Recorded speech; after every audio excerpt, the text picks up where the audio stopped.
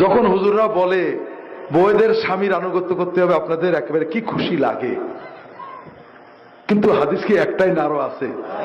আরো আছে। কথা হলো, আমাদের ইসলাম আর কোরআন সুন্নাহর ইসলামের একটা মৌলিক পার্থক্য আছে। যেটা বললাম, আমাদের ইসলাম আমাদের মুখী, আর কোরআন সুন্নাহর ইসলাম মানুষমুখী। আমাদের সমাজে অনেক মানুষ আছে, পুরুষ তাসবিহ তাহলিল করে, ইসলামের কাজ করে, হুজুরের মুরিদ হয়েছে, কোন ইসলামী দলে যোগ দিয়েছে, মসজিদে বসে এশাকের নামাজ পড়ে, দাড়ি রেখেছে, পাগড়ি পরে, কিন্তু বউয়ের সাথে ঝগড়া করে, বউয়ের মোহর দেয় না, বাপ মা তুলে গাল দেয়, ছেলে মেয়ের হক দেয় না।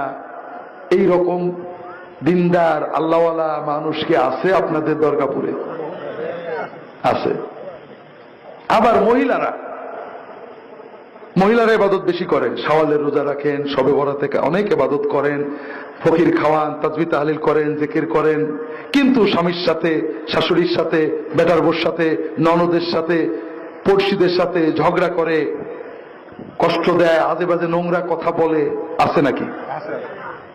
এর কারণ হলো, আমরা হুজুরেরা আপনাদেরকে তাসবিহর কথা বলেছি, জিকিরের কথা বলেছি, ফকির খাওয়ানোর কথা বলেছি, কিন্তু স্বামীর সংসার করলে, স্বামীকে সময় দিলে, স্বামীর সাথে ফুর্তি করলে, স্বামীর সাথে মিলে সংসার করলে, স্বামীর প্রতি কৃতজ্ঞতা বোধ থাকলে যে শবে বরাতের ইবাদতের চেয়ে তাহাজ্জুদ পড়ার চেয়ে বেশি সওয়াব হয়, এটা আমরা বলিনি।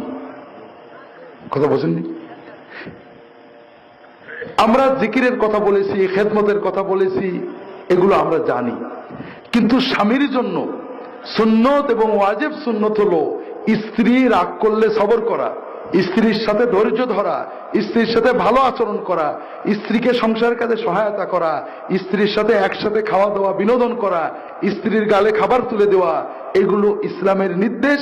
মসজিদে বসে তাসবিহ তাহলিল করাচ্ছে, এটাতে আপনি বেশি সওয়াব পাবেন।